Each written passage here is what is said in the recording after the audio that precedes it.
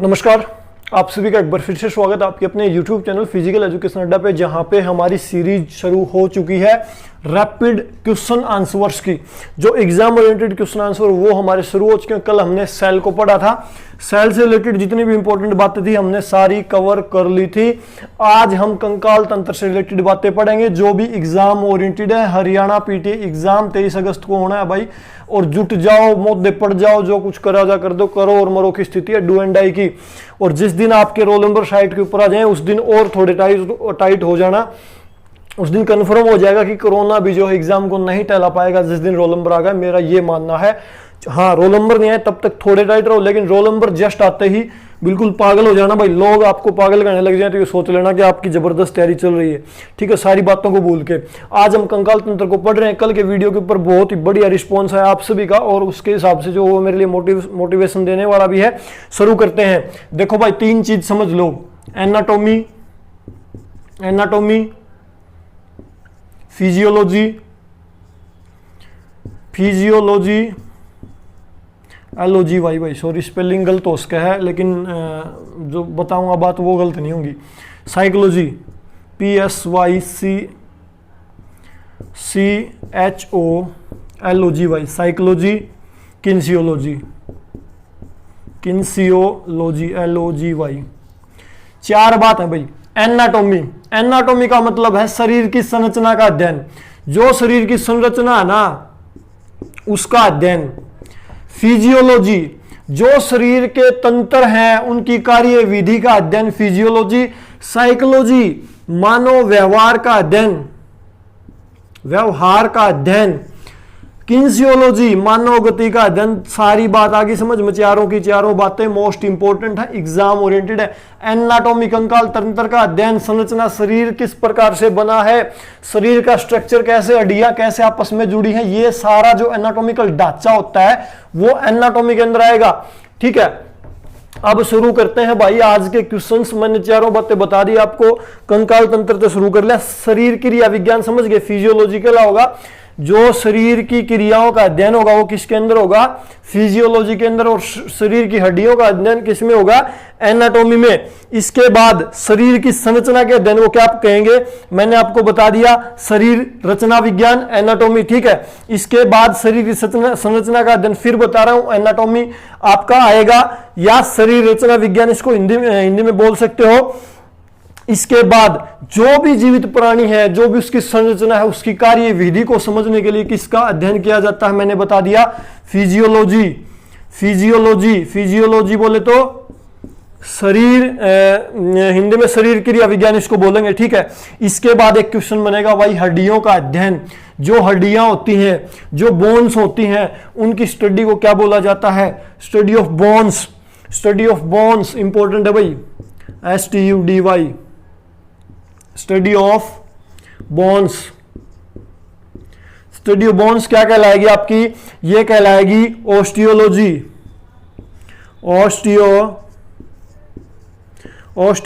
एक एक बात एग्जाम ओरिएंटेड कर रहे हैं भाई। Osteology, study of bones. Osteology, study of muscle.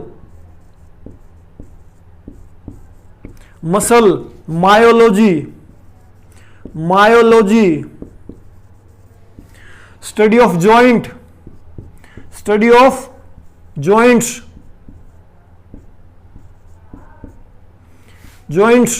Orthology,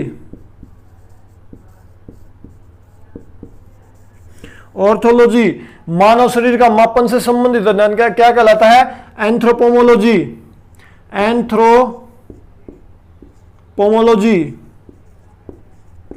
ठीक है, जो मानव शरीर का मापन वगैरह होता है। ये तीन बात समझ में आ गई। चार बात स्टार्टिंग में बता दी, तीन बता दी, सात बात होगी। सातों की सातों बातें काम की हैं, एग्जाम ओरिएंटेड है। ठीक है, इसके बाद हमारी रीढ़ की हड्डी की बात कर लें भाई। रीढ़ की हड्डी, स्पाइन। देखो मैं हड्डियां बता दूं आपको भाई, सबसे पहले तो हड्डियों से रिलेटेड आप कंफ्यूज नहीं होंगे। मैं नेक्स्ट वीडियो में मसल्स भी आपको बता दूंगा, हड्डियां बता दूंगा। देखो भाई, सबसे पहले हमारी ये एक बोन होती है क्लेविकल, ये कॉलर बोन बोलते हैं इसको, कॉलर बोन। ठीक है, क्लेविकल, रिब्स, 12 रिब्स होती हैं, आपको पता है रिब्स। रिब्स, रिब्स को बीच में जोड़ने वाली बोन स्टर्नम, स्टर्नम। कंधे की ये ब्लेड बोलते हैं इसको, ये पीछे निकल आते हैं ना दोनों तरफ, ये हड्डी ही, इसको बोलते हैं स्कैपुला, स्कैपुला। ठीक है। रीढ़ की हड्डी स्पाइन, स्पाइन में कितनी हो भाई 33। ठीक है। 7 cervical plus 12 थोरसिक plus 5 lumbar plus 5 कोकैक्स 5 sacrum और 4 कोकैक्स, ये होगी 33। ठीक है। इसके बाद इसके खोपड़ी में हड्डी, खोपड़ी में कितनी हड्डियां होती हैं आपकी, खोपड़ी में हड्डियां होगी 28। समझ गए। आगे एक होगी, ठीक है, टोटल हमारी एक हाइड बोन होती है भाई, हाइड बोन एक, ये हाइड बोन मेरे को याद नहीं आ रही कौन सी होती है, देखो ध्यान नहीं आ रही, माइंड में घूम रही लेकिन पता नहीं चल रहा। ठीक है। ठीक है। इसके बाद कुछ एज के बाद ये जो है ना बोन 26 हो जाती है भाई, 26। इसके बाद ये जो बोन होती है ना एक्सियल पार्ट की बोन होती है भाई, एक्सियल। एक्सियल कौन सा, हाथ और पैरों को छोड़कर जो धड़ होता है ना इसको एक्सियल बोलते हैं, जो बोन्स बताई मैंने आपको। ठीक है।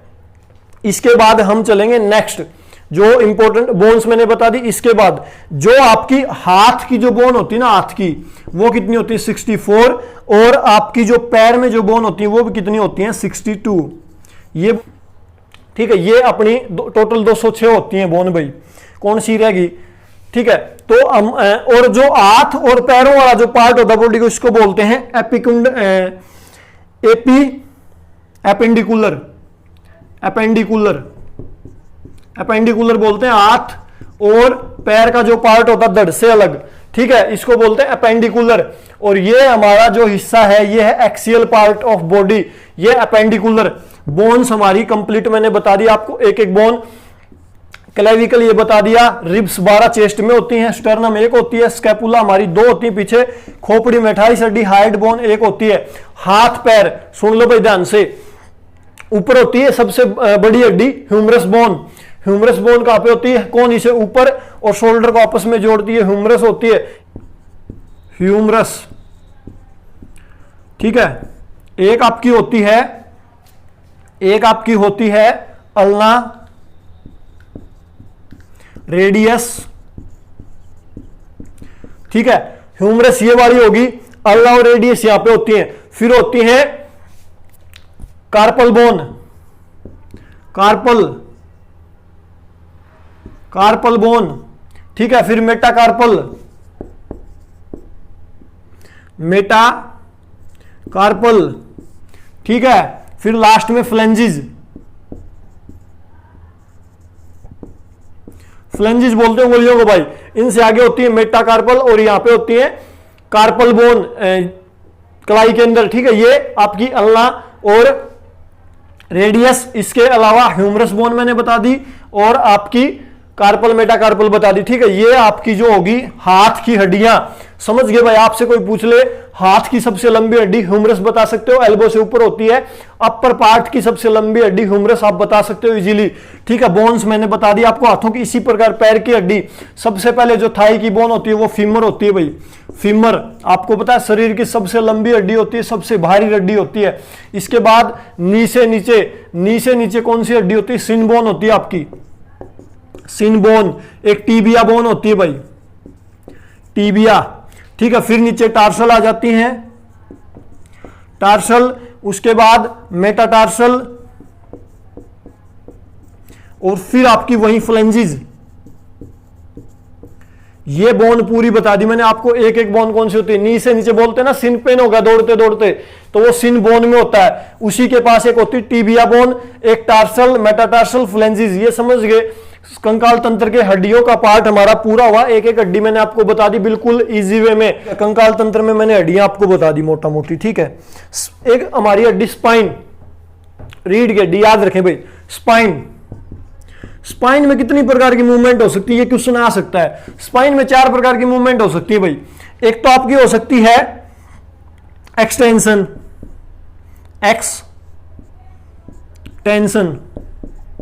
इसको हिंदी में प्रसार बोलते हैं भाई, प्रसार। ठीक है, एक हमारी होती है फ्लेक्शन,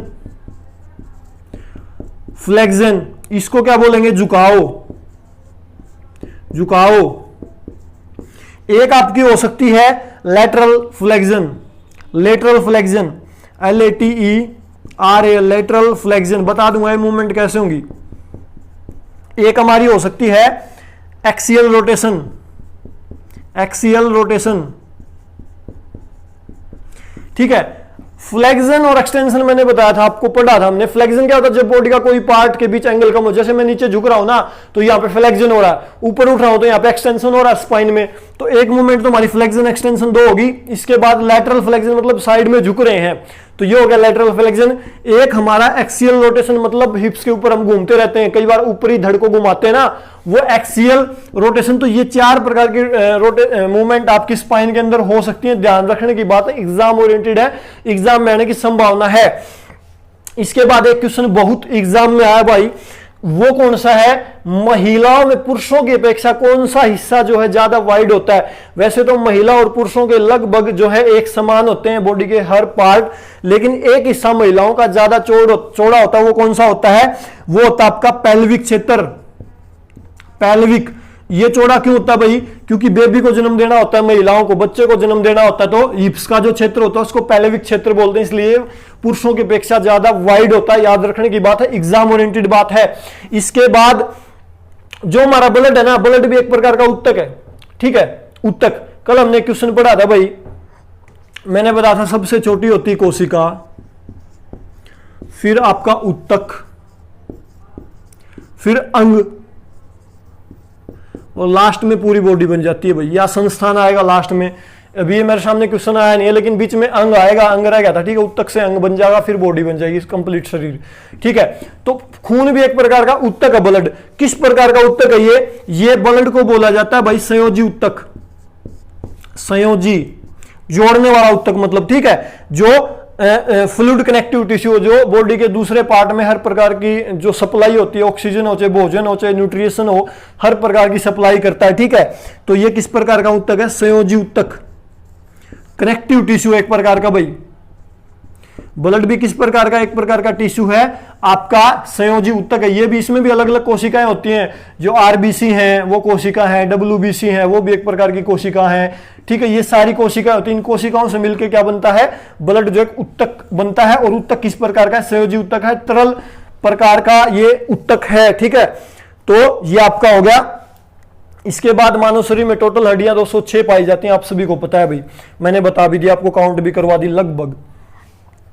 और इसके बाद नेक्स्ट चलते हैं, हड्डियां से रिलेटेड क्वेश्चन हमारा हो गया। इसके बाद मैंने आपको हड्डियां बता दी, रेडियस अल्ना कहां पाई जाती है, ह्यूमरस कहां पाई जाती है, ये सारी बोन्स आपको पता चल गई ना। क्वेश्चन आ सकता है अल्ना बॉडी के किस हिस्से में पाई जाती है, तो बता सकते हो ना, हाथ के निचले हिस्से में, हाथ के निचले हिस्से में पाई जाती है अल्ना। या ह्यूमरस बोन पूछ ले तो ऊपर ऊपरी बाजू में पाई जाएगी। ठीक है, बोन्स मैंने आपको सारी बता दी, ना समझ में बता दियो भाई, कल फिर रिपीट कर दूंगा, दिमाग में बैठा लो। ह्यूमरस बोन हाथ की ऊपर की बोन, रेडियस अल्ना यहाँ पे, कार्पल बोन यहाँ पे, मेटाकार्पल यहाँ पे, ये फ्लेंजिस। इसी प्रकार पैर की सबसे ऊपरी हिस्सा जो थाई की बोन होती है वो फीमर। फिर आप पैर घुटने से नीचे जाओगे तो वो कौन सी होगी आपकी, वो होगी आपकी टीबिया, और एक होगी सिन बोन। ठीक है, उसके नीचे जाओगे टार्सल, मेटाटार्सल, फिर फ्लेंजिस। और जो हमारी घुटने की ढकनी होती है उसको बोलते हैं पटेला, पटेला जिसे बोलते हैं ना, ढकनी, घुटने की ढकनी बोलते हैं जिसे, उसे कहते हैं पटेला। ठीक है, इतनी बात समझ गए। इसके बाद एक क्वेश्चन आता है भाई बहुत ही इंपॉर्टेंट, जॉइंट्स रिलेटेड। जॉइंट्स का अध्ययन मैंने आपको बता दिया। ठीक है, जॉइंट्स का अध्ययन क्या होता है, ऑर्थोलॉजी। जॉइंट्स का अध्ययन क्या होता है, ऑर्थोलॉजी। इसके बाद मानव शरीर में कितने प्रकार के जॉइंट पाए जाते हैं, joints in human body, joints in human body, human body, human body कितने प्रकार के भाई, 3 प्रकार के, 3 प्रकार के जॉइंट पाए जाते हैं, 3 टाइप के। पहला कौन सा है, एचएल जॉइंट, एचएल जॉइंट। दूसरा, फर्स्ट टाइप का हो गया एचएल। दूसरा जॉइंट कितने प्रकार का, फिर है थोड़ी गति वाले जॉइंट, थोड़ी गति वाले जॉइंट, इंग्लिश में बता देंगे भाई, गति वाले जॉइंट। हिंदी में कुछ एक वर्ड समस्या कर देते हैं, जॉइंट। इसके बाद तीसरे नंबर का यह है सैचल जॉइंट, सैचल जॉइंट। इनके नाम कई बार पूछ लेते हैं भाई। एचएल जॉइंट जो ना चल सके, मैं फिर से रिपीट कर रहा हूं, एचएल जॉइंट जो ना चल सके, एचएल जॉइंट जो ना चल सके, इसका दूसरा नाम है fibres joint, fibres joint. Joint ये इस प्रकार का जॉइंट होता है जिसमें कोई हलचल नहीं होता। जो हमारी सिर की हड्डियां होती हैं वो इसी जॉइंट के द्वारा जुड़ी होती हैं। सर के जॉइंट को बोलते हैं सूचर जॉइंट, सूचर जॉइंट किस प्रकार का है? एचएल जॉइंट है जिसके अंदर कोई मूवमेंट नहीं होती, इसको फाइबर्स जॉइंट भी बोलते हैं, या इसको इमूवेबल, जिसके अंदर कोई हलचल ना हो, immovable, IMMO, immovable, MOVEABLE, immovable joint, immovable जिसके अंदर कोई जो मूवमेंट ना हो, एचएल जॉइंट, फाइबर्स जॉइंट इसको बोलते हैं। और शरीर में कहां पाया जाता है? सूचर जॉइंट, जो हमारे सर का जॉइंट होता है, स्कल का, वो होता है सूचर जॉइंट, इसको बोलते हैं एचएल या इमूवेबल फाइबर्स जॉइंट इसको बोला जाता है। इसके बाद दूसरा है थोड़ी गति वाला जॉइंट, मतलब slightly GHTLY, slightly movable joint, जिसके अंदर थोड़ी बहुत हलचल हो, जिसके अंदर थोड़ी बहुत हलचल हो, उसके slightly movable joint. Slightly movable joint कौन सा आपका? हमारी बॉडी में इसका मैं उदाहरण दूं तो वो आपका बनेगा, इसका उदाहरण हमारी स्पाइन बोन, जो वर्टेब्राज होती है ना, वर्टेब्राज हमारी स्पाइन बोन की, वर्टेब्रा, वो उनके अंदर थोड़ी बहुत हलचल होती है, 33 एक दूसरे के ऊपर जुड़ी होती हैं और उनके अंदर थोड़ी बहुत मूवमेंट हो सकती है। तो वो कौन सी हैं? थोड़ी गति वाले जॉइंट या स्लाइटली मूवेबल जॉइंट। इनका दूसरा नाम भी एक होता है amphiarthrosis joint, amphiarthrosis joint, amphiarthrosis joint, slightly movable joint, थोड़ी गति वाले जॉइंट। इसका उदाहरण होगा स्पाइनल बोन, हमारी वर्टेब्राज, जिसके अंदर थोड़ी बहुत मूवमेंट हो सकती है, स्लाइटली मूवेबल जॉइंट इसको बोलेंगे। इसके बाद है सैचल जॉइंट, फियरली मूवेबल, जिसके अंदर फियरली मूवमेंट हो सकती है, फियरली मूवेबल जॉइंट, जिसके अंदर फियरली मूवमेंट, जिसके ऊपर कोई रोक टोक नहीं है। इसके बहुत सारे उदाहरण बॉडी में मिलेंगे, वो भी अलग अलग टाइप के जॉइंट होते हैं, वो भी मैं आपको बताऊंगा, क्योंकि इसके भी फिर टाइप बन जाते हैं आगे जाके, वो भी हम कवर करेंगे जब आगे वो क्वेश्चन आएगा। तो जैसे इसका एक आध उदाहरण तो मैं आपको बताऊं, मोटा मोटी बता दूं भाई, इसके टाइप में मोटा मोटी बता दूं, एक आधा रह जाएगा तो आप कमेंट में याद दिवा दियो, फिर कवर कर लेंगे जो मेरे दिमाग में। सैचल जॉइंट मतलब फियरली मूवेबल जॉइंट, इसका दूसरा नाम डायथ्रोसिस बोलते हैं भाई। सैचल जॉइंट को क्या बोलते हैं? डायथ्रोसिस जॉइंट या fairly movable joint. Fairly movable joint के अलग अलग टाइप हो जाते हैं भाई, फियरली मूवेबल के अलग अलग टाइप हो जाते हैं, उनके उदाहरण भी बता दूं मैं अभी साथ की साथ। पहला होता है बाल एंड सॉकेट जॉइंट। बाल एंड सॉकेट जॉइंट कहां पे पाया जाता है? बाल एंड सॉकेट जॉइंट, पहला उदाहरण सैचल जॉइंट का, बाल एंड सॉकेट जॉइंट। ये भाई शोल्डर और हिप जॉइंट के अंदर, शोल्डर कंधे और हिप्स में, ये वो जॉइंट है जिसके ऊपर हर प्रकार की मूवमेंट हो सकती है, फ्लेक्शन, एक्सटेंशन, रोटेशन, सर्कमडक्शन या आपकी अबडक्शन, एडक्शन, हर प्रकार की मूवमेंट। मैंने मूवमेंट का चैप्टर करवाया था। फ्लेक्शन क्या होता है? फ्लेक्शन क्या होता है? जब बॉडी का कोई पार्ट, किसी बॉडी के किसी दो पार्ट के बीच एंगल कम हो, मतलब यहां पे एंगल कम हो रहा, फ्लेक्शन। जब एक्सटेंशन होगा, एक्सटेंशन, दूसरी मूवमेंट एक्सटेंशन, मतलब जहां पे बॉडी के टू पार्ट के बीच एंगल ज्यादा बढ़े, ये एक्सटेंशन। अबडक्शन क्या होता है? जब बॉडी का कोई पार्ट मिड लाइन से दूर जाए, अबडक्शन, मिड लाइन से दूर जा रहा है, हमारी जो शुंडी होती है, देसी भाषा में बताऊं, उससे कोई पार्ट दूर जाए, वो अबडक्शन। अडक्शन, जब बॉडी का कोई पार्ट दूर से वापस मिड पॉइंट के पास आए, अबडक्शन। इसी प्रकार रोटेशन, घुमासको, एक दूरी के ऊपर घुमासको, ठीक है, वो रोटेशन। सर्कमडक्शन, उसके चारों तरफ गति हो उसके, वो सर्कमडक्शन। ठीक है, सारी मूवमेंट, बॉल एंड सॉकेट एक मंत्र ऐसा जॉइंट है जिसके ऊपर सारी मूवमेंट हो सकती है। ये क्वेश्चन आपके एग्जाम में आ सकता है। जैसे ऑप्शन देते बॉल एंड सॉकेट के ऊपर कौन सी मूवमेंट हो सकती है, देते rotation, circumduction, flexion, extension, abduction, adduction, नीचे ऑप्शन देते उपरोक्त सभी। तो आप किसके साथ जाओगे, उपरोक्त सभी के साथ, क्योंकि यहाँ पे हर प्रकार की मूवमेंट संभव है।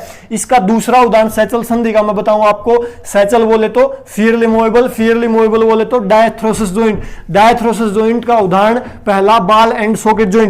बॉल एंड सॉकेट जॉइंट को साइनोवियल जॉइंट भी बोला जाता है भाई, साइनोवियल, साइनोवियल, साइनोवियल जॉइंट बोला जाता है। बॉल एंड सॉकेट को क्यों बोला जाता है, क्योंकि इस प्रकार के जॉइंट के अंदर एक द्रव भरा होता है जिसको ग्रीस बोलते हैं। कई का कहते हैं ना भाई, बहुत सारे गोडा का ग्रीस खत्म हो गया था, वो साइनोवियल द्रव होता है, तो इसको साइनोवियल जॉइंट बोला जाता है। फीयरली मूवेबल जॉइंट को, क्योंकि फीयरली मूवेबल जॉइंट के जितने भी उदाहरण है ना आपकी बॉडी में, उनके बीच साइनोवियल द्रव होता है। ठीक है, पहला समझ गए कहां कहां पे पाया जाता है, ये भी समझ गए। इसके बाद हमारा नेक्स्ट है हिंज जॉइंट। हिंज जॉइंट, कब्जेदार जॉइंट। कब्जा कौन सा होता है, क्वाड खुलता है ना, दरवाजा घर का खोलते हैं ऐसे खुलता है, यहाँ पे जो वो लगा होता है कब्जा, उसकी तरह खुले। इसके उदाहरण बॉडी में आपके दो उदाहरण है भाई, एक तो कोहनी में, कोहनी, एक घुटना, घुटना, तो इसको बोलते हैं हिंज जॉइंट, जो कब्जे की तरह खुले, कब्जे की तरह खुले, कब्जे की तरह खुले। ठीक है, उसको बोलते हैं हिंज जॉइंट। इसका नेक्स्ट जो एक पार्ट है सैडल जॉइंट। सैडल, सैडल को ज्यादा मत समझो भाई, सैडल का उदाहरण देख लो बस, अंगूठे में होता है। ठीक है, जिसके अंदर दोनों प्रकार की मूवमेंट हो सकती है, अपडक्शन, एडक्शन और फ्लेक्शन, एक्सटेंशन या रोटेशन वगैरह की मूवमेंट। इसका एक मात्र उदाहरण बॉडी में ये है भाई सैडल जॉइंट। इसके अंदर ज्यादा नहीं जाएंगे, अंगूठे में पाया जाता है ये। ठीक है, अंगूठे में सैडल जॉइंट। इसके बाद एक जॉइंट है कोंडेलाइट जॉइंट।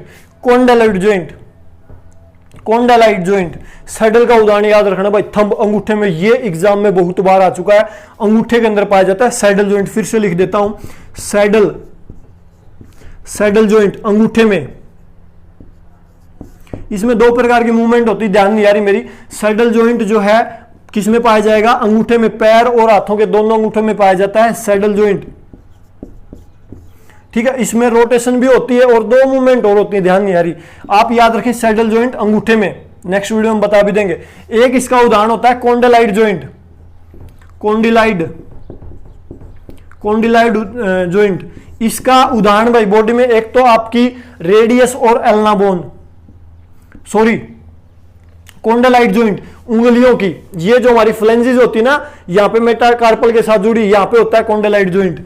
ठीक है, कोंडेलाइट जॉइंट याद रखें, उंगलियों और मेटाकार्पल के बीच कौन सा होता है, कोंडेलाइट जॉइंट। एक होता है स्लाइडिंग जॉइंट। स्लाइडिंग, स्लाइडिंग मतलब एक दूसरे के ऊपर फिसलने वाला जॉइंट। ये कहां पे होता है, कलाई के अंदर, कलाई के अंदर, कलाई, कलाई और हमारा जो नीचे पंजा होता है ना, जिसको एडी से ऊपर जो जॉइंट होता है, उसको याद नहीं आ रहा मेरा, जो टकने के ऊपर जॉइंट होता है। ठीक है, वो तो कार्पल और टार्सल बोन के ऊपर, कार्पल और टार्सल बोन्स के बीच कौन सा जॉइंट होता है, ग्लाइडिंग जॉइंट, मतलब फिसलने वाला जॉइंट। इसमें मतलब हमारे यहाँ एल्बो में छोटी छोटी बोन है कार्पल, और पैर में जो इसको क्या बोलते हैं, टकने के ऊपर जो जॉइंट है उसको बोलते हैं, ध्यान नहीं आ रहा, वहां पे टार्सल है, तो ये एक दूसरे के ऊपर फिसलती हैं, इसलिए इनको क्या बोला जाता है, स्लाइडिंग जॉइंट। एक और उदाहरण रह गया आपका जो फीयरली मूवेबल जॉइंट है, उसका पीवट जॉइंट। पीवट ये भी बॉडी में दो जगह पाया जाता है, एक तो नेक के अंदर, क्योंकि इस पे सिर्फ रोटेशन हो सकती है भाई, नेक के जैसे घुमा सकते हैं ना, नेक को रोटेट कर रहे हैं हम, एक दूरी के ऊपर घुमा रहे हैं। ठीक है, तो नेक में पाया जाएगा। एक हमारी हाथ में रेडियस और एल्ना बोन, ये एक दूसरे के ऊपर ऐसे ही टर्न लेती हैं। ठीक है, दोनों यहां पे होती है रेडियस और अल्ना, और एक दूसरे के ऊपर टर्न कर सकती हैं। तो रेडियस और अल्ना के बीच भी कैसा जॉइंट पाया जाता है, पीवट जॉइंट। रेडियस और अल्ना में भी पीवट जॉइंट पाया जाएगा। मैंने सारे उदाहरण बता दिए, एग्जाम में इससे बार कुछ ना आना भाई। जो जो जॉइंट के उदाहरण थे बॉडी में, सैडल जॉइंट को खास करके याद कर ले। सैडल जॉइंट कहां पे पाया जाता है, सैडल जॉइंट अंगूठे के अंदर पाया जाता है। तीन प्रकार के जॉइंट बॉडी में पाए जाते हैं, एचल, सैचल और थोड़ी गति वाले। तीनों के नाम बता दिए। जो एचल जोड़ है उसका इंग्लिश में दूसरा नाम फाइबर्स जॉइंट या इमूवेबल जॉइंट, और जो थोड़ा हलचल वाला जॉइंट है जिसके अंदर स्लाइटली मूवमेंट होती है उसको जो बोलते हैं एम्पिथ्रोसिस जॉइंट, और जो सैचल जॉइंट है या मैं कहूं फेयरली मूवेबल जॉइंट, उसका जो नाम बनेगा इंग्लिश में डायथ्रोसिस जॉइंट। और फिर डायथ्रोसिस जॉइंट के कितने उदाहरण हो गए, 6 उदाहरण बता दिए। पहला बाल एंड सॉकेट, ये कहां पाया जाएगा, कंधे और हिप्स में। फिर हिंज जॉइंट कोहनी और घुटने में। फिर सैडल जॉइंट कहां पाया जाएगा, अंगूठे में। फिर स्लाइडिंग जॉइंट कलाई और जो हमारा टकना होता है वहां पे कार्पल और टार्सल बोन होती है वहां पे। फिर पिवट जॉइंट नेक में, रेडियस और अल्ना में। और कॉन्डलाइट जॉइंट कहां पे पाया जाएगा, फ्लेंजिज, जो फ्लेंजिज और कहां पे पाया जाएगा, फ्लेंजिज और हमारी जो मेटाकार्पल बोन है उनमें, मेटाटार्सल बोन है उनमें पाया जाएगा। ठीक है, इस प्रकार से हमारे जॉइंट कंप्लीट हुए सारे। भाई ना समझ में आ तो बता दियो, नेक्स्ट वीडियो में फिर कवर कर लेंगे। इसके बाद हम चलेंगे नेक्स्ट, रीढ़ की हड्डी में 33 बोन होती है। एक एज के बाद जो है रीढ़ की हड्डी फिर से बता दूंगा एक बार, थोड़ा सा उसमें एक पॉइंट रह गया होगा वो मैं आपको फिर से बता देता हूं। ठीक है, पसलियों के 12 जोड़े मैंने आपको बता दिए, स्टर्नम द्वारा आपस में जुड़े होते हैं। ठीक है, टोटल 24 रिब्स होती हैं, आपको याद रखना है। जो हमारी स्पाइन होती है उसमें कितनी बोन होती हैं, 33, लेकिन एक एज के बाद ये 26 हो जाती हैं। क्यों हो जाती हैं, जो सर्वाइकल होती है उसमें कितनी 7, थोरेसिक में कितनी 12, और लंबर में 5, और आपकी सैक्रम में 5, कोकैक्स में 4। जो एक एज के बाद कोकैक्स और सैक्रम जो है आपस में जुड़ के पांचों बोन एक हो जाएंगी, ये भी चारों बोन जुड़ के एक हो जाती हैं। तो टोटल 19, 24 और 26, एक एज के बाद 26 हो जाती हैं, लेकिन बचपन में ये 33 रहती हैं। कुछ उम्र के बाद ये दोनों जुड़ जाती हैं। तो वयस्कों में मैं आपसे पूछूं तो कितनी बोन होती है स्पाइन में, जो वयस्क होते हैं उनमें होती है 26, और बच्चों में मैं पूछूं तो 33 बोन होती हैं। समझ गए इतनी सी बात, एग्जाम ओरिएंटेड बात यह थी भाई। इसके बाद जो हड्डियों का अध्ययन मैंने बता दिया ऑस्टोलॉजी, और जोड़ों का अध्ययन ऑर्थोलॉजी कंप्लीट हुआ। पुरुषों की तुलना में कौन सा हिस्सा महिलाओं का चौड़ा होता है, पेल्विक एग्जाम में आ सकता है। टोटल हड्डियां 206 होती है मानव में। ठीक है, टोटल बोन्स की मसल्स कितनी होती हैं, 639। कहीं पे आपको 643 मिल जाएगा, कहीं पे 650 मिल जाएगा। ऑप्शन में 639 मिल जाए तो 639 के पास साथ जाना, 650 मिल जाए तो 650 के साथ जाना। लेकिन ऑप्शन में आपको दोनों ही मिल जाए कि मांसपेशियां कितनी होती हैं, तो आपको जाना है 639 के साथ। ठीक है, इसके बाद मैं नेक्स्ट को इंपॉर्टेंट क्वेश्चन दिखता है, मैं देख लेता हूं। और यहां पे जो है मैंने सारे बता दी, घुटने का जोड़ कौन सा होता है, एल्बो में कौन सा जॉइंट होगा, सारी बातें मैंने आपको बता दी। जॉइंट से रिलेटेड लगभग सारी बात होगी। और जॉइंट दरअसल होता क्या है ये बात बताऊं, ये वो पॉइंट होता है जहां पे दो या दो से अधिक हड्डियां आपस में मिले, उसको बोलेंगे जोड़। ठीक है, जॉइंट्स हमारा पूरा हो गया। इसके बाद कोई एग्जाम ओरिएंटेड बात, हाँ, मानव की अस्थियां जो है बोन से 2 तत्वों से मिलकर बनती है मुख्यतः, हालांकि तत्व और भी होते हैं लेकिन मुख्य 2 तत्व होते हैं मानव की हड्डियों में। कौन से होते हैं, हड्डियों और दांतों से रिलेटेड ये क्वेश्चन है, बहुत बार एग्जाम में आता है भाई। हड्डियों और दांतों से रिलेटेड क्वेश्चन है, एग्जाम में बहुत बार आता है। हड्डियां किस किस से मिलकर बनी होती हैं, हड्डियां कैल्शियम और फास्फोरस, कैल्शियम और फास्फोरस से मिलकर क्या बनती हैं, हड्डियां। अगर मैं आपसे पूछ लूं हड्डियों का मुख्य तत्व कौन सा है, तो आपको आंसर देना है कैल्शियम। हड्डियां जो मुख्यतः किस तत्व से मिलकर बनती हैं, कैल्शियम से, और कैल्शियम के कारण ही ये हार्ड होती हैं। बहुत सारे लोगों की हड्डियां कमजोर हो जाती हैं, उनमें कैल्शियम की कमी हो जाती है, कैल्शियम की टेबलेट दी जाती है। तो हड्डियों के निर्माण में मुख्य तत्व कौन सा है, कैल्शियम। अगर आपके एग्जाम में दोनों तत्व एक साथ भी आ सकते हैं, कैल्शियम फास्फोरस, कैल्शियम फास्फेट, इस प्रकार से ऑप्शन आ जाता है कई बार एग्जाम में, कैल्शियम फास्फेट। ठीक है, इस प्रकार से कई बार एग्जाम में क्वेश्चन आ जाता है। तो हमारा उदाहरण होगा कैल्शियम फास्फेट। ऑप्शन में मिल जाएंगे 2-2 के डबल जोड़े में, तो वहां पे अगर आपके पास ऑप्शन कैल्शियम फास्फेट है, कैल्शियम मतलब ये और फास्फोरस फास्फेट लगा देंगे तो हमारा आंसर हो जाएगा कैल्शियम फास्फेट। लेकिन मुख्य तत्व क्या, हड्डियों में कैल्शियम, और दांतों में भी यही होते हैं दोनों भाई, कैल्शियम और फास्फोरस दांतों के निर्माण में मदद करते हैं, मुख्य तत्व होते हैं, और दांतों के मुख्य निर्माण का तत्व होता है कैल्शियम ही। ये बात हमें याद रखनी है। इसके बाद ये हमारा कंप्लीट हो गया। और इसके अलावा इसमें कोई और क्वेश्चन अगर मेरे को लगेगा, हड्डियों का कड़ापन मैंने बता दिया कैल्शियम की वजह से हो गया। ह्यूमरस हड्डी कहां पे होती है, ऊपरी हाथ में, मैंने बता दी। जांघ की हड्डी, जांघ की हड्डी कौन सी होती है, फीमर, जो शरीर की सबसे बड़ी और भारी हड्डी होती है। जांघ की हड्डी, जांघ की हड्डी क्या होती है, फीमर, जो सबसे बड़ी और छोटी बड़ी और मजबूत हड्डी होती है। मजबूत नहीं भारी, मजबूत हड्डी और होती है, वो आएगा आगे क्वेश्चन वो बताऊंगा। और सबसे छोटी, बड़ी का जिक्र है तो सबसे छोटी का जिक्र भी चलेगा भाई। छोटी हड्डी कौन सी होती है? स्टेपस। स्टेपस कान की हड्डी होती है सबसे छोटी, स्टेपस। स्टेपस कान में पाई जाती है सबसे छोटी हड्डी होती है स्टेपस। स्टेपस कौन सी हड्डी है? सबसे छोटी हड्डी कान की हड्डी। इसके बाद मानो खोपड़ी में हड्डी हमने पढ़ लिया, टोटल 28 होती हैं। इसके अलावा जांघ की हड्डी पढ़ ली। स्टर्नम कहां पे पाई जाएगी? चेस्ट के अंदर। हमारे शरीर की सबसे लंबी हड्डी मैंने बता दी फीमर, बाहरी भी यही होती है। इसके अलावा और यहां पे इसके अलावा अगर कोई आपको मोटा व्यक्ति नजर आता है तो उसके अंदर क्या हो रहा है? फैट बढ़ रहा है, याद रखना। अगर कोई क्वेश्चन आ जाए भाई मोटापे का मुख्य कारण क्या होता है, तो फैटी टिश्यू का बिल्ड होना मोटापे का कारण होता है। क्वेश्चन आ गया था, मैंने आपको बता दिया। इसके बाद जो नेक्स्ट क्वेश्चन है भाई, सुनो ध्यान से। मैंने बताया था मानव शरीर की जो खोपड़ी है हमारी, उसमें टोटल कितनी हड्डियां होती हैं, ये मैंने बताया आपको। टोटल 28 हड्डियां होती हैं भाई। मानव शरीर की जो हमारी जो खोपड़ी होती है उसमें टोटल कितनी हड्डियां होती हैं? खोपड़ी में टोटल 28 हड्डियां होती हैं। और 28 को डिवाइड करें हम, जिनमें 8 हड्डियां कहां पे पाई जाती हैं? मस्तिष्क 8 हड्डियां कहां पाई जाएगी? मस्तिष्क में। और इसमें से 14 हड्डियां चेहरे का कंकाल तंत्र बनाएंगी भाई। चेहरे का कंकाल तंत्र 14, 8 हड्डियां मस्तिष्क में और 6 हड्डियां हमारी जो होती है कर्ण की अस्थियां, कान की अस्थियां। 6 हड्डी कान में, ये डिवाइड कर दी हैं अलग अलग, ठीक है। चेहरे और सिर की टोटल हड्डियां होती हैं 22 और कान की ओर शामिल कर ली तो होगी टोटल 28 हड्डियां, ठीक है। ये भी एग्जाम ओरिएंटेड बात थी। शरीर की छोटी हड्डी मैंने बता दी, स्टेपस या स्टेपीज जो भी कहें आप इसको, जो भी आपकी प्रोनाउंसिएशन है उसके हिसाब से आपको बोल सकते हैं। इसके बाद हमारी इससे आगे और हाँ, एक क्वेश्चन बहुत बार एग्जाम में, अब मेरे सामने बहुत बार आया है, स्टेट में भी आया है, केवीएस में भी, एनवीएस में भी। जो मानव शरीर की हड्डियां हैं उनको वर्गीकृत किस आधार पे करते हैं? हड्डियों को वर्गीकृत किस आधार पे करते हैं? आकार और आकृति के आधार पर जो है हड्डियों को वर्गीकृत किया जाता है। आकार और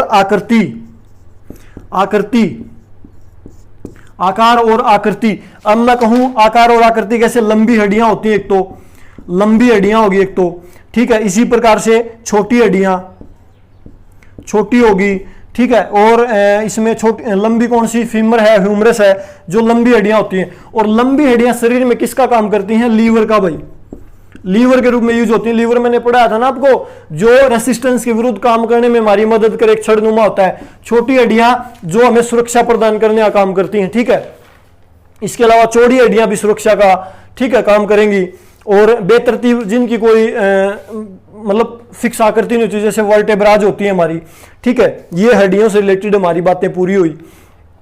इसके बाद हम चलते हैं नेक्स्ट। मेरे को कोई क्वेश्चन अगर नजर आए तो, स्कैपुला कंधे के अंदर होती है भाई। इसको ब्लेड बोलते हैं, शोल्डर ब्लेड भी इसको बोला जाता है। कॉलर बोन क्लेविकल को बोला जाता है, याद रखने की ये बात है।